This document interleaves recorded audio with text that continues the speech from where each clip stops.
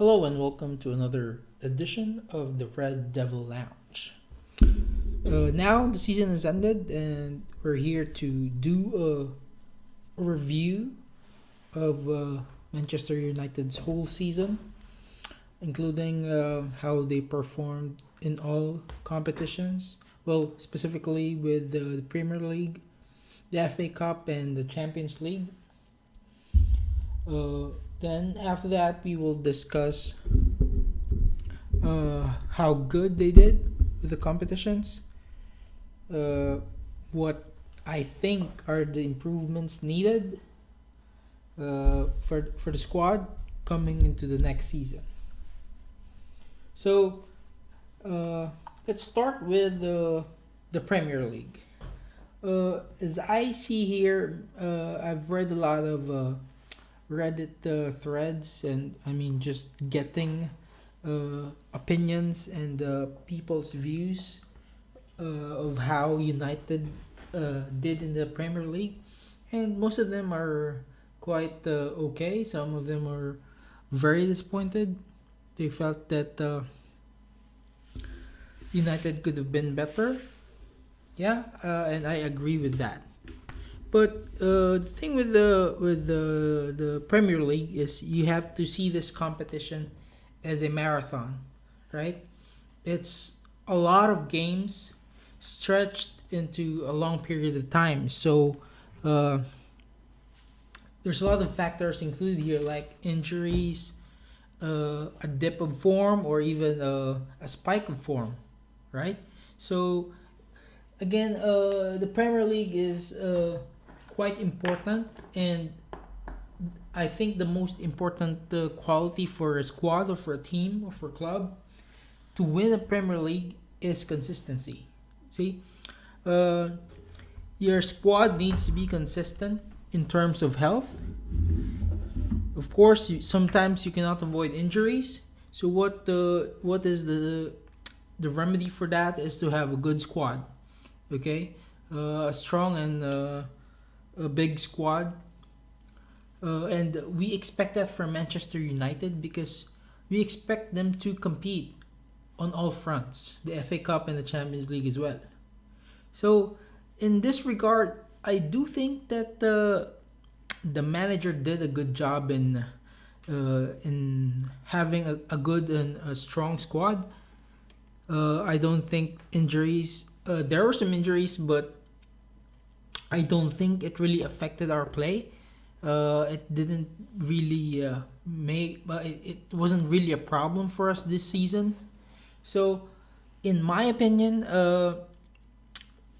they had a very good Premier League season. Okay, but the problem is with a big club like Manchester United, fans of course expect to have silverware. Okay, silverware is very important. It's how you say you won, right? It's the proof that you've won something this season. And unfortunately, this season we didn't win anything, right? But we cannot also say that this season is a failure. I feel this season was actually a good season, although I do have some disappointing things that I would like to critique about how we play this season, right? And with the Premier League, like I've said earlier, consistency is king. And the problem with us finishing second is that Manchester City was just too consistent. Okay, if in any other season, uh, for the past 10 years before the time of Sir Alex, our point output for this season would have been enough to win the league, right? But the problem is Manchester City was a lot more consistent. So for me, uh, Manchester United's overall performance, when we're assessing the whole season, we're comparing all the games, I feel that they did really well. I think they actually beat the top teams, right? They beat Manchester City, Liverpool, Chelsea. Let me just double check all of these games here. Okay, we beat Arsenal back in April. We beat Man City back in April as well. We beat Liverpool in March. We beat Chelsea in February. Uh, we lost to Man City in December, but we won against Arsenal in December. We lost to Chelsea in November. A draw in Liverpool in October. Some games we split, but at least we've taken a game away from the top teams, right? And usually that's an okay result for me, because with the Premier League's format, as long as you can have a point or at least win a game against the top teams, and then you're able to consistently beat the lower teams, okay, then there's a good chance that you can finish at the top of the league, right? That's the thing. We can actually uh, be able to go toe to toe with the top teams. That shows in the result. But the problem is, we dropped some games that we are expecting to win. That's the problem there. Okay, that's how Manchester City actually won. Uh, how Manchester City won the league, because they were consistently beating the lower teams. Okay, and even the top teams, of course, because they just have a very fantastic season this year. Okay, so it's consistency, right? Because if you as you can see, we beat Manchester City. They also beat us once. We won once, right? So we already like got a game and lost the game against them. So that's bound to happen, because that's you're competing against top teams. It can be unpredictable sometimes. But if you're against the lower teams, you should be consistently beating them. Okay? Let's look at the start of the season here. We beat West Ham 4-0 handily, Swansea, Leicester. Then we had a draw at Stoke. So that right there, you drop some points. Okay? We beat Everton, we beat Southampton, we beat Crystal Palace, a draw at Liverpool. I think it's an okay result against top team. Then we lose to Huddersfield 2-1. Now these are the points where these are the parts of the season where it's very critical for me, because you're losing against the lower teams. Okay? We won against Tottenham. We lost against Chelsea. I think if you're losing against a top team, that's fine. If you split, you'll have two games in a season, right? If you win one and lose one against the top team against, I think that's okay.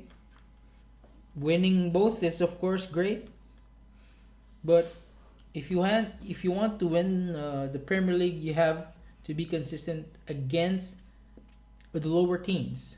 Why? Because there's more of them. Okay? If you can split the games against the top teams and consistently win against the lower teams, it's a good chance to win the championship. Okay, then we won against Newcastle, won against Brighton, won against Watford, we won against Arsenal, and then Man City. So we have a good form here. We won against Bournemouth, then we won against West Brom. We drew against Leicester. I think that's an okay result. Oh, actually, this is a string of 3 draws. A draw against Leicester, a draw against Burnley, and a draw against Southampton. Do I consider Leicester a top team now? Not anymore. I don't think so. I think they're still middle of the table. So this string of results, I think, is not acceptable. Maybe you can accept the Leicester draw, but the draw against Burnley and Southampton, we should be winning that. Okay, then we won against Everton, we won against Stoke, won against Burnley, then we lose to Spurs 2-0. Again, for me that's okay if you look at it in the big picture. We won against them the first time, then lose to them the second half of the season. If you think of the big picture, the whole marathon, as I have been saying, it's okay to lose a game against a top team. Sometimes it can still be enough to win a championship. I mean, to win a Premier League if you consistently beat the lower teams. Okay? Win against Huddersfield, and then we lose to Newcastle 1-0 in February. Then we win against Chelsea, we win against Crystal Palace, we win against Liverpool, Swansea, and even beat Manchester City with the nice game, that comeback game. Then we lose to West Brom, won against Bournemouth, and this is basically already the end of the season.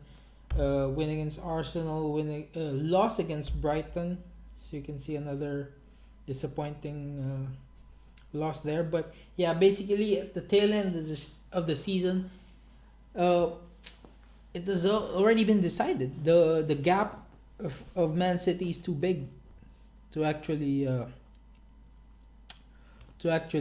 chase. So for me, actually, again, we've shown the capability of the team to beat the top teams. Okay, so I'm fine with their performances there. I'm really disappointed with the draws and losses to the teams that we should be winning. Okay, again, in the Premier League, consistency is the game. Be consistent the whole season, or just be consistent against the lower teams. Because we've already proven that we can beat the big teams. We might draw or lose some games against the big teams, but if you consistently win against the lower teams, there's a big chance to win the Premier League. So I hope the next season will be better. I'm actually very positive about it. I'm not that disappointed because I feel the team performed very well in the Premier League. It's just that Manchester City has been more consistent. So if you look at the head-to-head with the other top teams, we're doing great. So that's what I'm looking for next season, for Manchester United to finally get back at the top. And I mean, Manchester United has previously been very good in the Premier League. I hope Jose Mourinho can find the consistency, because for me, I think I can say that he's still building his ideal squad. He has not yet completed the ideal squad that he wants. So I will still give him this season, but next season my expectations are higher. But if you think about it, he actually did well compared to last season. So for me, it's still a very successful season. Now let's go to the Champions League.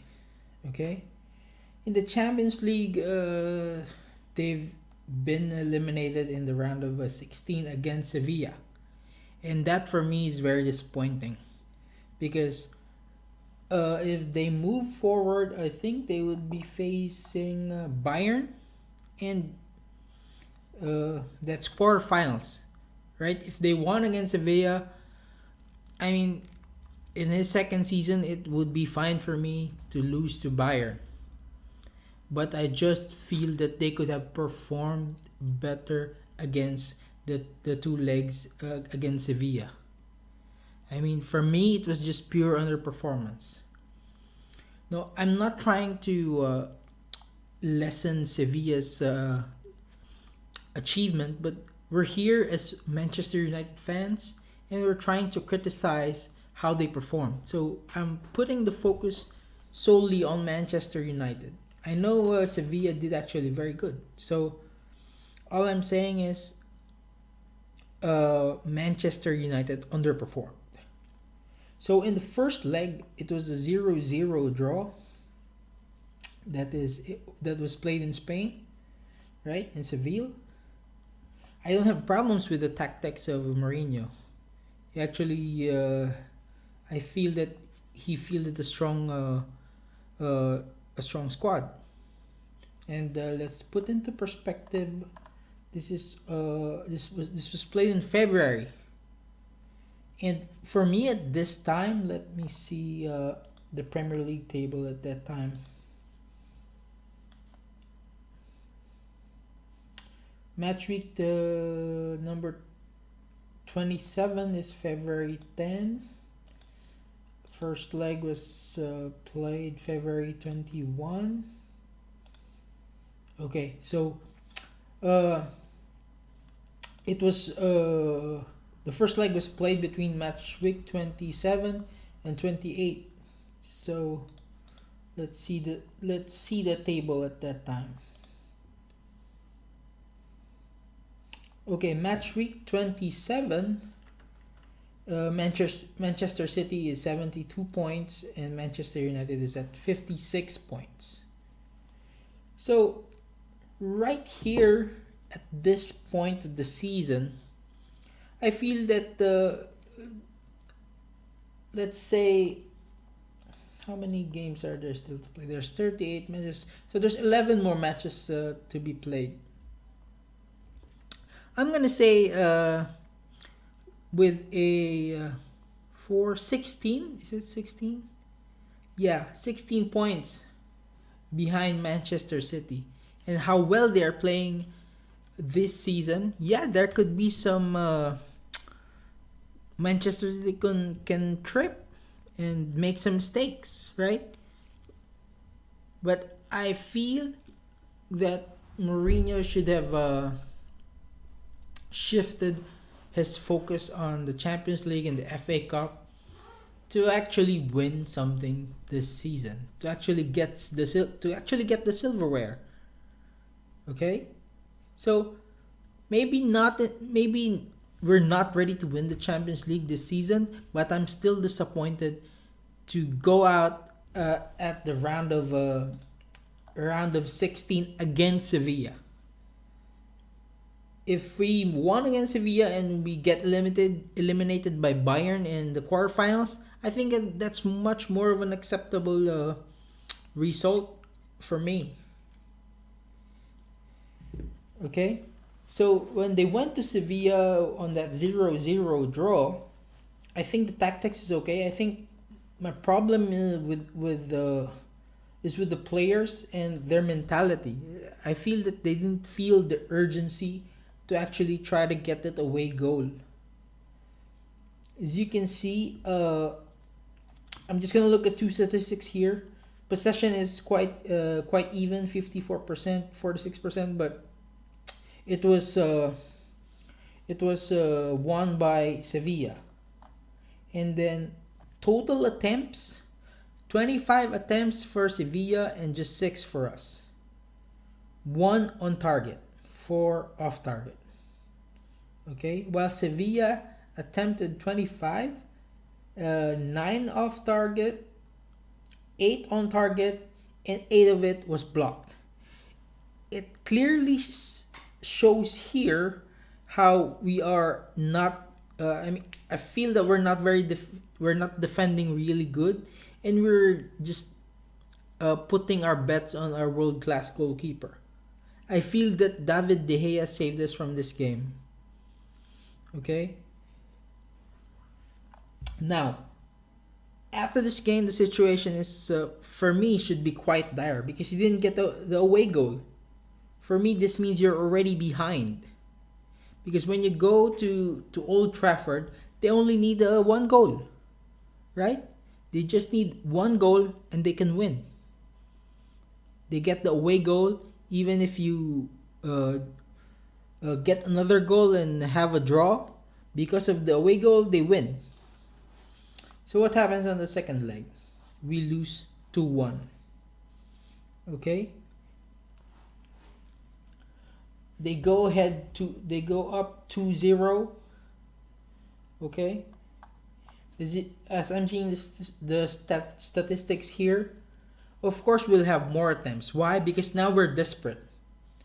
Okay? It's 21 attempts against 17. Uh, for us, it was 10 off target, 6 on target, 5 was blocked. Oh, sorry. On the I made a mistake there. They actually attempted more. They have 21 total attempts and we only had 17. Okay? We won possession just by a little bit, 51 by 49%. So yeah, we played very desperately here. So I really question actually, because again the lineup here, of course, I can clearly see that Mourinho is taking this seriously. It was a good squad. It was a good lineup. Tactically, good formation for me. I think it's just I don't see the desire from the players to actually win the game. I'm not sure what's happening. I'm not privy with the information uh, of how they feel actually. How's the atmosphere? It just didn't feel like they wanted to win there. It felt like it wasn't that important to them. So that's one disappointing thing for me, because yeah, like I've said earlier, I wasn't really expecting them to go very far in the Champions League, but losing in this round of 16 against Sevilla is disappointing for me. Okay. Now let's move on to the FA Cup. Okay. The FA Cup, they've been playing very well, and again, this is the last chance for silverware this season. It's the last game for Manchester City. For Manchester United. Okay. Because let's try to look at the lineups, because I think I do have to question Mourinho on this one. I do disagree with some of this. It's the last game of the season. Okay, you put everything on the line because it's the last chance to get a silverware. And he said in an interview I've seen in before the finals about not judging the whole season or the performances of this season by the number of silverware. I do understand his point there, but the problem is, again, everything is already done. You've lost the Premier League, you were eliminated in the Champions League. It's your last chance, right? It's your last chance for the season. It's just one game. It's the final. So I believe you just put everything out there. Give it everything you've got, right? Because we lost to Chelsea 1-0 from the penalty spot. And I believe that Phil Jones shouldn't have even played. Okay? That's how I see it.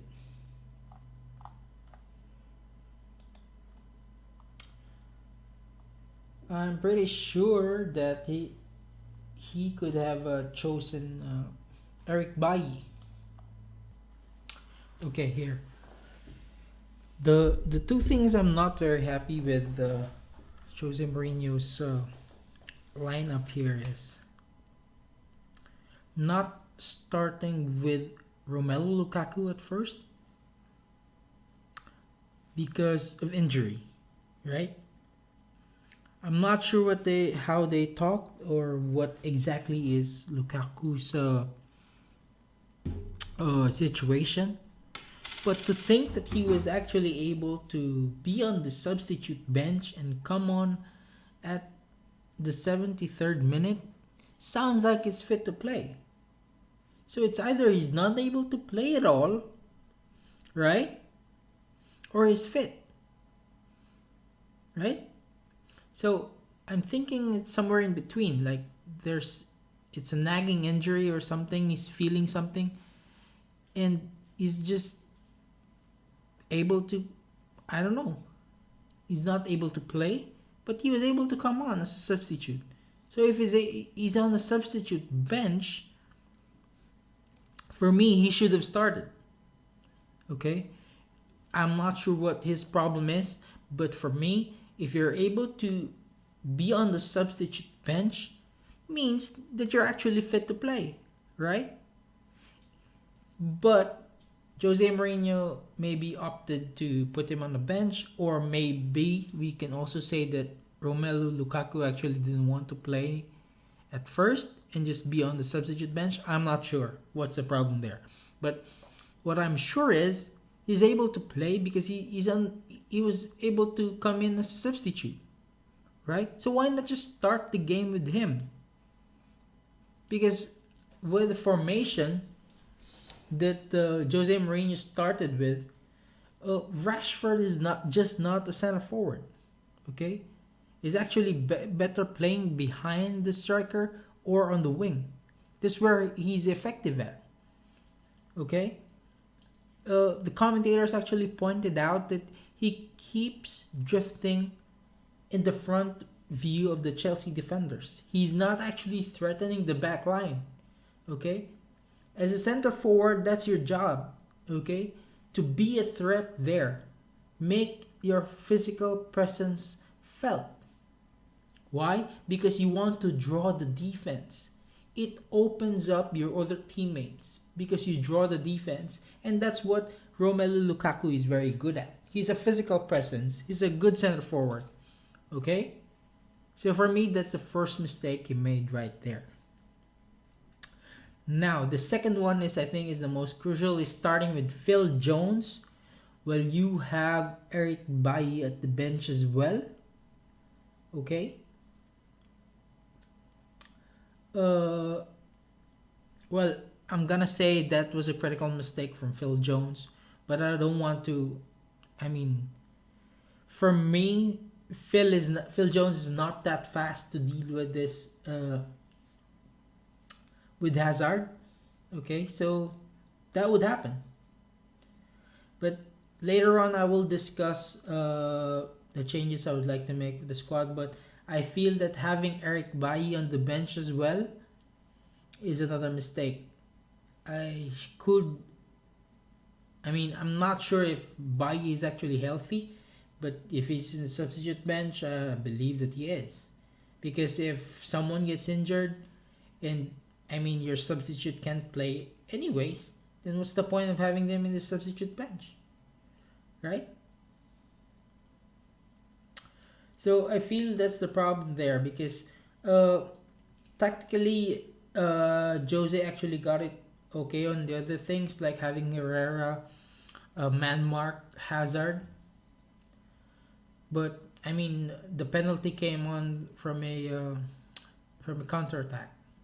So yeah, it's quite hard to lose that way, and he could have possibly been sent off there as well. So yeah, I just feel that Phil Jones is not a bad player. I'm not gonna say that he is because I feel he's still, for me, should be developing. He's had a lot of injuries before. But having for me, a better option in the bench is just quite a mistake. For me, Phil Jones can actually be a backup. Okay? That's why I would have preferred Eric Bailly to have started. Now, again, that's disappointing because The last chance we had to grab silverware for the season. Now, lastly, I want to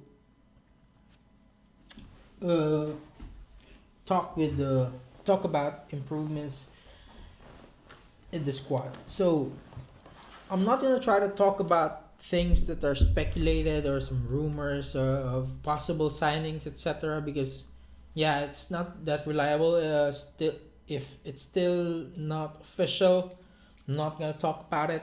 So the current squad, that's what I'm going to look at right now. The current squad and what I want to change. Okay. The defense is actually okay, but I feel that we should try to get someone experienced. Okay, because looking at the current defenders we have, I think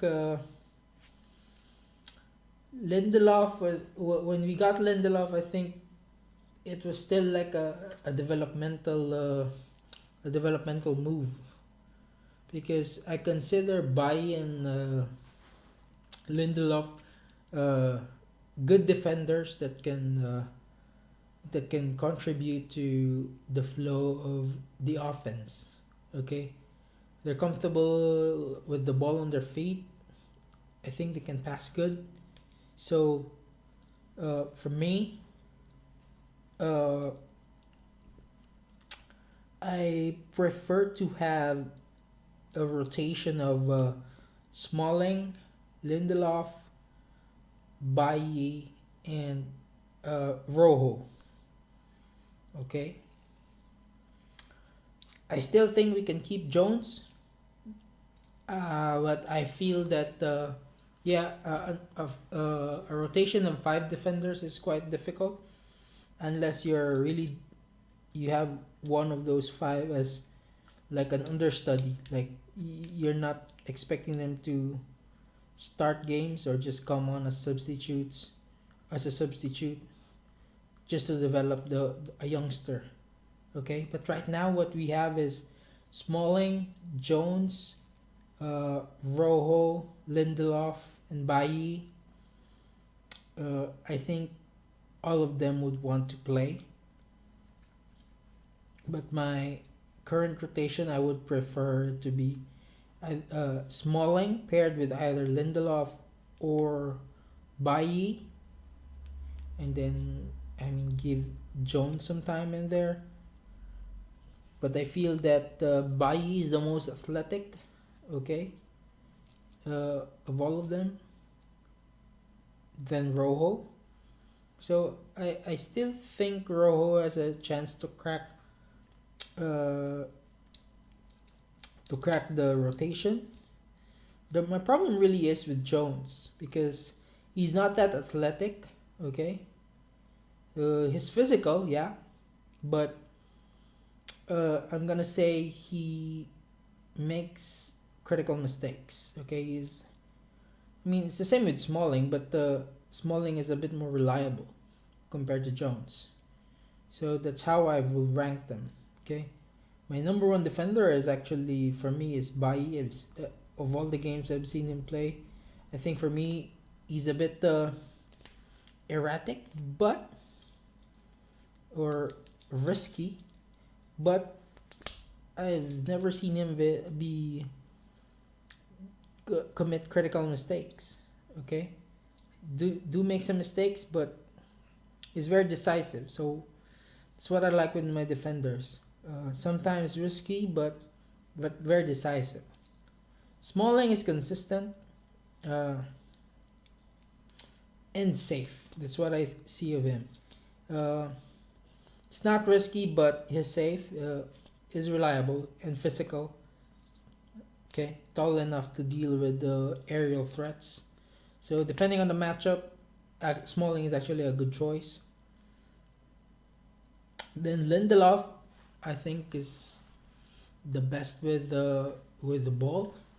So he's gonna be better with distribution.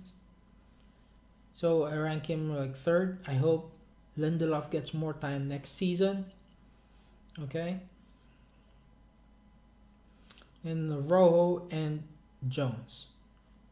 I'm not sure what Mourinho's plan, if he's going to get another defender, but if not, I think this five is actually okay for me.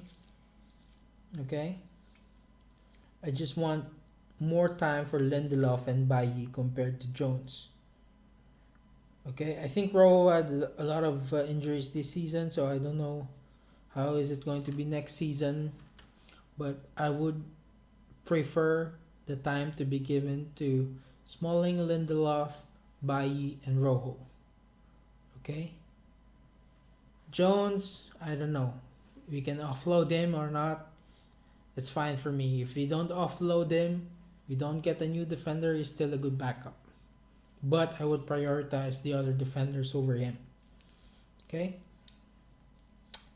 Now I think with the midfield, I think we're doing great. I think I'm not gonna change anything. Maybe I just want Paul Pogba to play higher up the pitch because we have good midfielders. Defensively, we have Matic. He's actually very good. He's good with the ball. He's good with distribution. Ander Herrera is very creative. He initiates most of the action. So I'm actually okay with that. I just want to shift Paul Pogba's role higher up the pitch because a lot of his mistakes actually is that, yeah, the problem with Pogba is he's actually very good with the ball, right? He can even dribble past two defenders. But you have to remember you're going to be prone to make mistakes if you're against two people. And sometimes he does this at our half, right? When he's playing a little defensively. This happens. Now, sometimes when this happens, he gets frustrated because he can't find the pass or no one's trying to actively help and receive a pass from him or find an opening to be able to receive a pass from him. So I see sometimes his frustration there, right? But I want him to do that in the upper half where he's more of a threat, right? I want him to create there. So this season, I thought that with the acquisition of Nemanja Matic, is that his role would shift forward. That's what we wanted, right?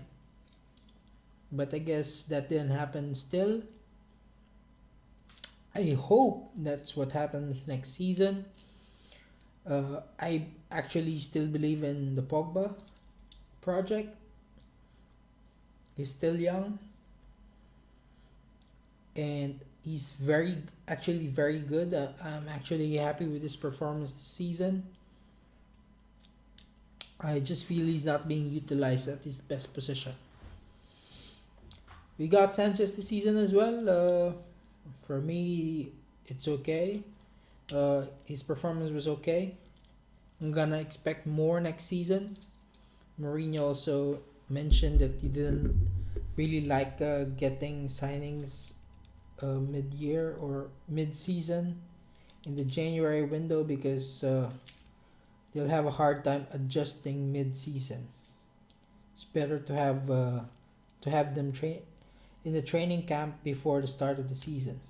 So with that means he's had ample time to and adjust and acclimate himself with the culture of Manchester United. So I hope and I expect more of him next season. Okay, some of the things I need to point out. I think the Luke Shaw experiment should be over.